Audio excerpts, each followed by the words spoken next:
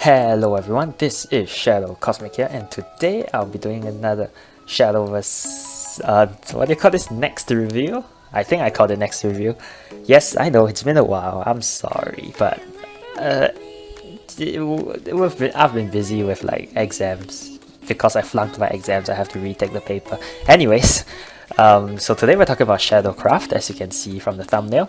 And ShadowCraft is losing quite a few cards. I'll simply be dividing them into Aggro, Necromancer, or Nep for short, Lord Atomy, Mid-Range, and last but not least, Honorary Mentions. So, without further ado, let's go straight into it. The first part is Aggro. So Aggro is losing quite a few cards. They are losing Skull Beast, Skeleton Fighter, Rabbit Necromancer, Lesser Mummy, Dark Conjurer, Phantom Howl, and Shadowverse. So we're going to them one by one. Skull Beast and Skeleton Fighter, they are both solid 1-drops. You even see Skull Beast being run in mid-range nowadays because they want a 1-drop to contest the board early. So those two are solid 1-drops with ShadowCraft is losing. So Aggro actually loses majority of its useful 1-drops. Skeleton Fighter is good because a 1-drop that's a 2-2 with 1 shadow is actually very strong. So those two are gone. Rabbit Necromancer, a 3-2 high attacking follower that also has last words, deal 2 damage to the enemy follower's face. Enemy's face? Yeah, it's just a strong unit. The 3-2 stat line, although it makes it more susceptible to removal, it's also very good for trading in wards or just dealing damage in general. So Rabbit Necromancer, strong card, that's gone. Lesser Mummy and Dark Conjurer, they are both okay 2-drops. Lesser Mummy I see run more often than Aggro lineups because Necromancy 4, you gain Storm.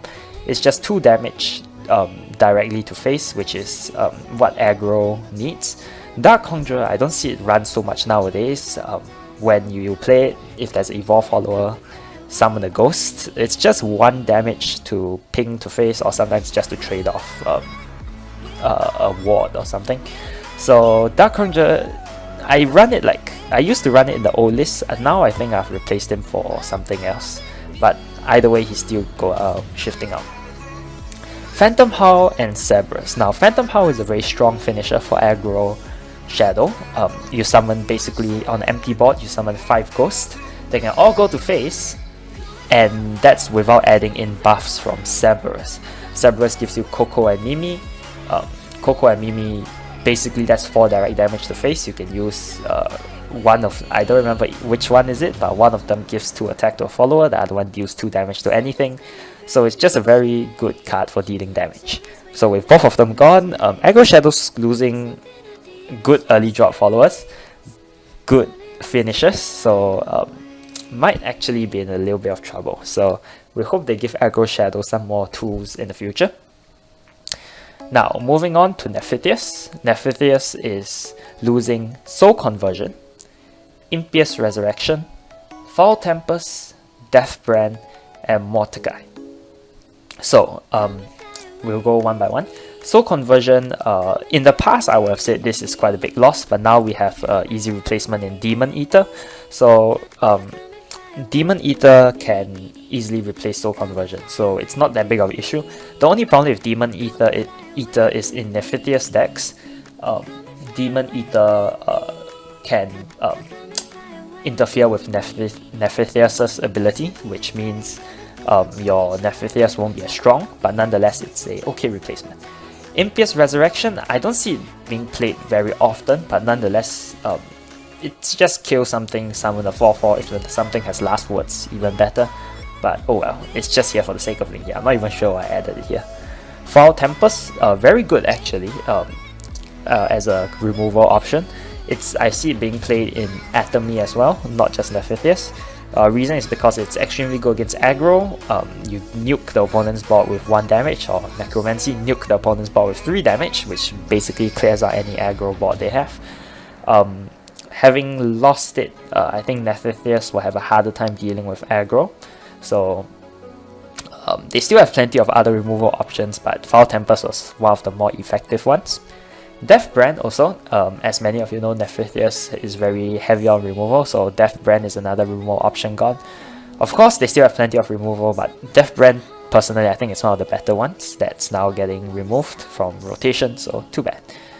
Motakay the Dualist. Lastly, the probably the most important card in depth, Motakay the Dualist. He's one of the win conditions for Necromancer simply because he sticks on the board so much that he unless your opponent has some sort of banish or transform, they probably cannot deal with Motakay the Dualist. So when you summon him with Nep, you might even play Earth to duplicate him. So yeah, Motakay the Dualist was just a very good card in Nep. Sticky, strong, and just a great finisher. With him getting removed, I think Necromancer will really have to get another Last Word followers that like now after Motakay the Dualist is gone, Necromancer really won't have that much impact simply because it doesn't fish out Motakay anymore. So I think hopefully Side Games gives them some type of replacement, some form of pressure other than Motakay, or else I think Nep will be in really big trouble without Motakay. Moving on, we are moving on to Atomy. Now Atomy is taking quite the big hit. Atomy has Burial Grounds gone, Ghost Banquet, Skullcradle Widow, Lord Atomy himself, Ceridwen, and lastly Deadly Tyrant. So Burial Grounds it really feeds into Deadly Tyrant, and it's also a cheap 1-cost amulet. Burial Grounds gain 1 shadow every turn, by turn including your other followers. Maybe by like turn 7 you can get the Deadly Tyrant off. So yeah, Burial Grounds is just good.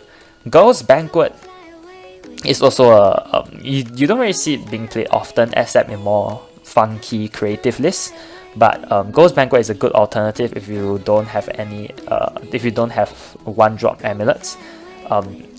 At the start of every turn summon a ghost, so it's okay for trading off things. And also the most important thing, it's a cheap 1-cost amulet which can be which feeds Atomy.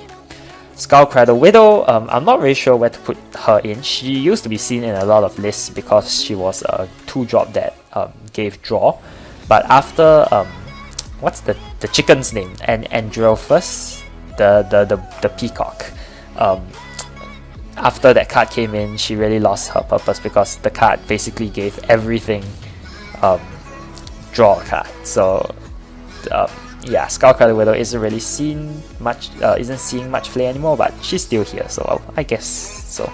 She's gone. She's going to Unlimited anyway, so bye bye. Lord Atomy himself means you can no longer play Lord Atomy in rotation. I really don't have much to say. Ceridwen is actually a very fun card in my opinion. You see it mainly in Lord Atomy because after your Lord Atomy dies somehow, Ceridwen can bring Lord Atomy back.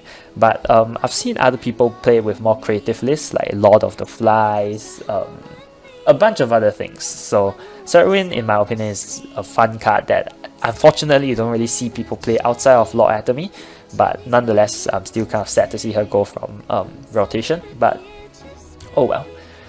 Lastly, Deadly Tyrant. So no more 13-13 Storm to the face. Just he's going into Unlimited. There's not much more to say. So yeah, that's it for Atomy. Moving on to mid-range. Mid-range is losing Spartoy Soldier, Bone Chimera, and Death's Breath. So Spartoy Soldier, I've seen it being played in Atomy as well because Spartoy Soldier is just a good anti-aggro card. You play it, and then after that the enemy has to deal with a 1/4 ward, and last words gain 2 shadows, which means it feeds Deadly Tyrant as well. So that's that. Bone Chimera is a solid 3-drop in basically every build. You can put it in mid-range, you can put it in aggro, you can put it in Atomy, and it's still good. 3-drop, which summons 2 1/1s. In aggro, that gives you a sticky board. In mid-range, that gives you a board that sticks. No shit. And lastly, in whatchamacallit, in Atomy, it gives you 2 1/1s or 1/1/1, so you can destroy Bone Chimera with Lord Atomy, or you can destroy the 1/1s after he dies with Lord Atomy. He just feeds into Lord Atomy very well.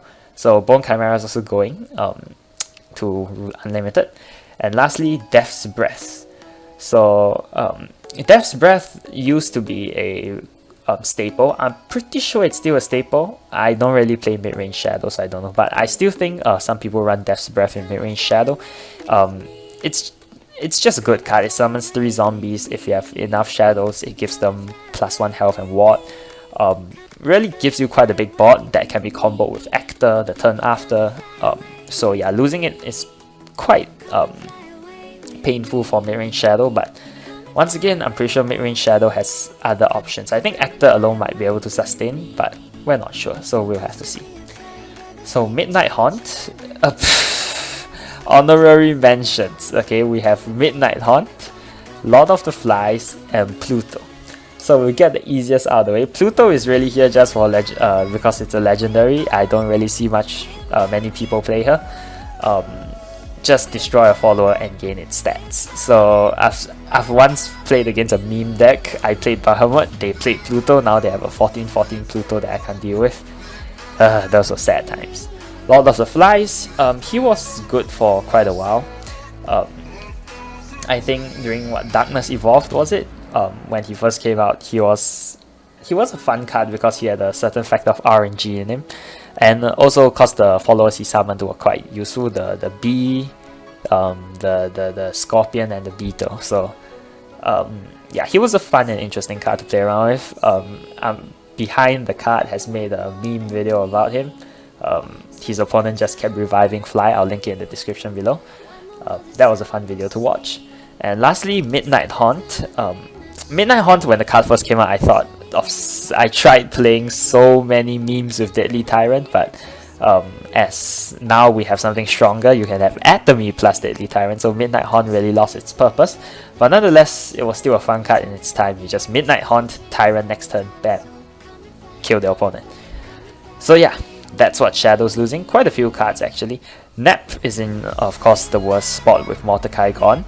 Aggro loses a lot of its tools, and Atomy is just going straight into unlimited. So the best thing I can say is mid-range Shadow really isn't losing a lot. Mid-range Shadow, a lot of its tools are still in place. Can't say I'm not sad to see. Can't say I'm not happy to see Atomy go, because I don't like getting steamrolled on 4. So see ya. Anyways, yeah, so if I missed anything, please do tell me in the comment section below. Do you have any predictions of what deck will be seeing play after all these cards rotate out? Maybe a new archetype will come out or something. So if you have anything to tell me, leave it in the comment section below. That's it for this video. See ya.